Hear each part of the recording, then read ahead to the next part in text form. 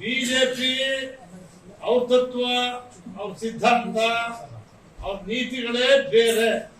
JDS ಪಕ್ಷದ ಸಿದ್ಧಾಂತ ಜಯಪ್ರಕಾಶ್ ನಾರಾಯಣ್ ಅವರು ಕಟ್ಟಿರ್ತಕ್ಕಂಥ ಈ ಪಕ್ಷ, ಅವ್ರ ಧ್ಯೇಯ ಧೋರಣೆಗಳೇನಿತ್ತು ಅದನ್ನೆಲ್ಲ ದೇವೇಗೌಡರು ಉಳಿಸ್ಕೊಂಡೇ ಬಂದಿದ್ದಾರೆ.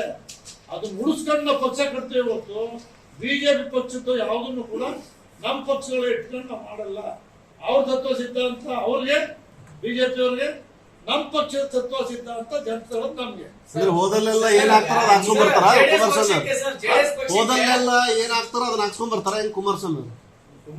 ನೀವ್ ಹೇಳಿದ್ರಲ್ಲ, ಕುಮಾರಸ್ವಾಮಿ ಮಾತ್ರ ಅಲ್ಲ, ಸಿದ್ದರಾಮಯ್ಯನಿಗೂ ಹಾಕಿದ್ದಾರೆ. ಸಿದ್ದರಾಮಯ್ಯನವ್ರಿಗೂ ಹಾಕ್ತಾರೆ, ಯಡಿಯೂರಪ್ಪನವ್ರಿಗೂ ಹಾಕ್ತಾರೆ, ಕುಮಾರಸ್ವಾಮಿಗೂ ಹಾಕ್ತಾರೆ.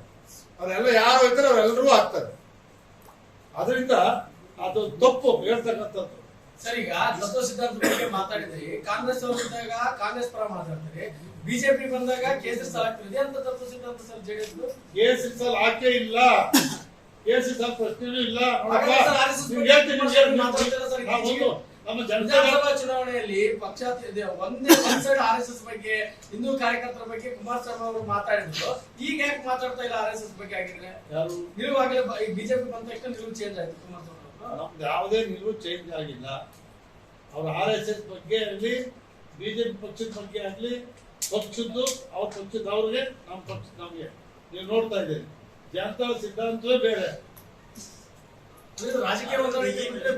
ಈಗ ರಾಜಕೀಯ ಕ್ಷೇತ್ರಗಳಲ್ಲಿ ರಾಜಕೀಯ ಹೊಂದಾಣಿಕೆ ಮಾಡ್ಕೊಳ್ತಾ ಇರ್ತಕ್ಕಂಥದ್ದು ಈ ದೇಶಕ್ಕೆ ಬಹಳ ಮುಖ್ಯವಾಗಿರ್ತಕ್ಕಂಥವ್ರು ನರೇಂದ್ರ ಮೋದಿ ಅನ್ನೋರು ಒಂದೇ ಕಾರಣದಿಂದ ಹೊಂದಾಣಿಕೆ ಮಾಡ್ಕೊಳ್ತಾರೆ. ಸರ್, ಈಗ ಬೆಂಗಳೂರಿನಿಂದ ಮಂಗಳೂರುವರೆಗೆ, ಬೀದರ್ನಿಂದ ಚಾಮರಾಜನಗರದವರೆಗೆ ನಿಮ್ಮ ಸುದ್ದಿ ನಿಮ್ಮದೇ ಭಾಷೆಯಲ್ಲಿ. ಕರ್ನಾಟಕ ತಕ್.